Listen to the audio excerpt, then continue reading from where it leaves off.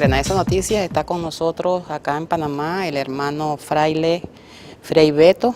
Él es del hermano país de Brasil, quien nos visita brevemente, y queríamos aprovechar la oportunidad para que nos pudiera compartir sobre estos procesos que estamos llevando en América Latina, muy interesantes, desde los movimientos sociales y la participación del pueblo en ese gran movimiento, para que nos dé una opinión en esos términos. Entonces, la América Latina en los últimos 50 años ha pasado por tres grandes ciclos políticos. Primero, las dictaduras militares que fracasaron y han causado mucho daño en nuestros países. Después llegaron los gobiernos mesiánicos neoliberales, con Collor en Brasil, Menem en Argentina, Fujimori en Perú, Caldera en Venezuela, García Meza en Bolivia y otros. También fracasaron. Y en las votaciones democráticas burguesas, el pueblo rechazó toda esa gente y ha escogido elegir jefes de estados más identificados con los anhelos del pueblo, de los pobres. Entonces creo que en general América Latina va bien, es el único continente en el mundo en que hoy hay esperanza de un futuro mejor. Y que efectivamente un número considerable de gente miserable, pobre, está ascendiendo socialmente. Eso es muy positivo. En esa expresión del pueblo de América Latina, ¿cómo qué elementos pudiéramos destacar en ese proceso de participación natural, pero en crecimiento que se está expresando?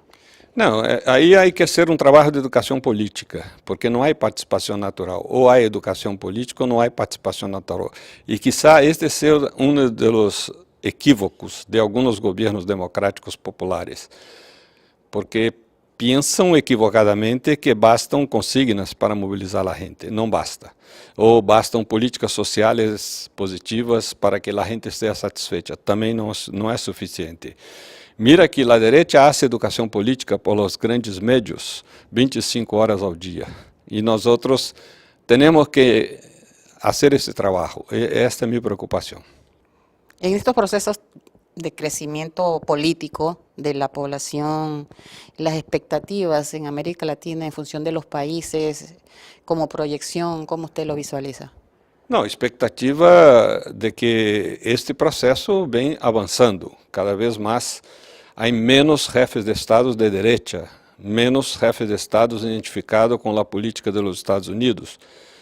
E hoje há muitos organismos latino-americanos sem a presença da Casa Blanca, o que é muito positivo, e sobretudo CELAC, que é um organismo de jefes de estados, todos solidários a Cuba, todos contra o embargo a Cuba. Isso é quase um milagre se miramos desde 20 anos atrás. Agora, esse processo não é um processo seguro. Por quê? Porque estamos vivendo contradições muito fortes, que são naturais no sentido de que não se podia viver de outra maneira, que são políticas sociais, políticas populares com uma economia capitalista. Todavia não hemos encontrado um modelo econômico alternativo ao capitalismo e que não signifique uma revolução como a de Cuba, ou a Revolução China, ou a Revolução Soviética, que empezou tudo de novo. Hoje isso não se põe a ser essa revolução. Então, temos que encontrar como, dentro da economia capitalista, criar semillas e alternativas pós-capitalistas.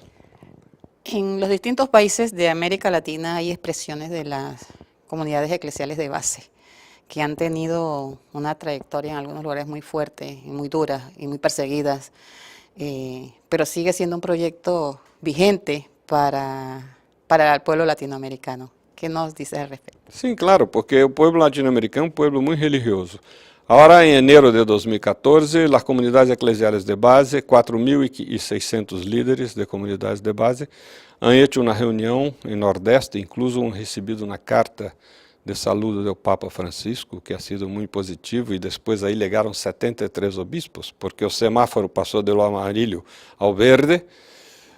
Pero havia que seguir, porque muitos países já não hacem trabalho intenso de comunidades eclesiais de base, e se compreende, porque em 34 anos de pontífices que não apoiavam as comunidades, muitos curas, muitos obispos han deixado esse trabalho de lado.